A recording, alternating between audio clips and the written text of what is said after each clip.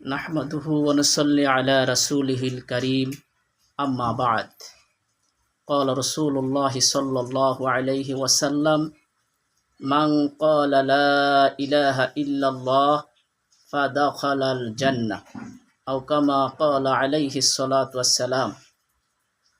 সম্মানিত শ্রোতামণ্ডলী, ভাই ও বোনেরা, মহান আল্লাহ রব্বুল আলামিনের কাছে লাখ কোটি শুকুর ও সুজুদ যে মহান রব্বুল আলামিন আপনাকে আমাকে বিনা দরখাস্তে বিনা আবেদনে শ্রেষ্ঠ নবীর শ্রেষ্ঠ উম্মত হওয়ার তৌফিক দান করেছেন। সেই জন্য দিল থেকে সবাই বলি আলহামদুলিল্লাহ।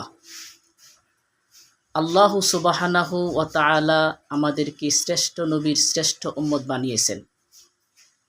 কেননা আমরা সবাই জবানে পড়ে নিয়েছি লা ইলাহা ইল্লাল্লাহু মুহাম্মাদুর রাসূলুল্লাহ।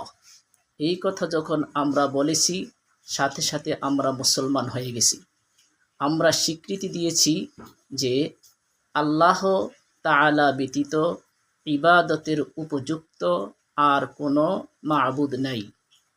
হযরত মুহাম্মদ সাল্লাল্লাহু আলাইহি ওয়াসাল্লাম আল্লাহ তাআলার বান্দা ও রাসূল।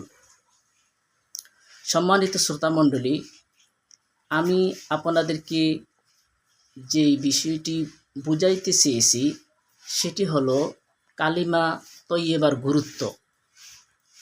আমরা ভাই বোনেরা যারা আছি, আমরা অনেকেই জানি না যে কালিমা তয়্যিবার অর্থটা কি, কালিমা তয়্যিবার গুরুত্ব কি।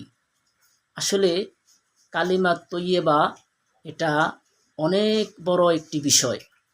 পুরা ইসলামটাই কালিমা তয়্যিবার ভিতরে নিহিত হয়ে আছে।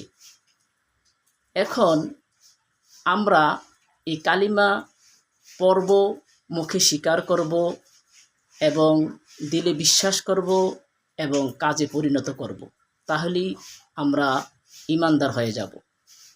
কিন্তু এই কালিমা আমরা অনেকেই আছি সহি শুদ্ধ করে উচ্চারণ করতে পারি না, এবং এই কালিমাটার অর্থটা কি সেটাও আমরা জানি না। সুতরাং আমি অনুরোধ করব, যারা এখনও কালিমা তয়্যিবার অর্থ জানেননি, তাহারা আমার এই ভিডিওটি শুনে এবং দেখে অবশ্যই কালিমা তয়্যিবা মুখস্থ করবেন অর্থসহ।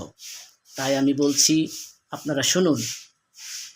কালিমা তয়্যিবা লা ইলাহা। অনেকে লা মধ্যে টান দেন না, লার মধ্যে অবশ্যই টান দিতে হবে। লা তিন আলিফ, ইলাহা ইল্লাল্লাহু মুহাম্মাদুর রাসূলুল্লাহ। আবার বলছি, সবাই শুনেন। লা ইলাহা ইল্লাল্লাহু মুহাম্মাদুর রাসূলুল্লাহ। আল্লাহ তাআলা ব্যতীত ইবাদতের উপযুক্ত আর কোনো মাবুদ নাই। ভাইজান, আপনি মুসলমানের ঘরে হয়েছেন, কিন্তু সে বলে আপনি মুসলমান না। কারণ আপনি যদি একবারও লা ইলাহা ইল্লাল্লাহ মুহাম্মাদুর রাসূলুল্লাহ এই কথা না বলেন, আপনি কোনো দিন মুসলমান হতে পারবেন না। এই কালিমার অনেক গুরুত্ব, এই কালিমার অনেক ফজিলত।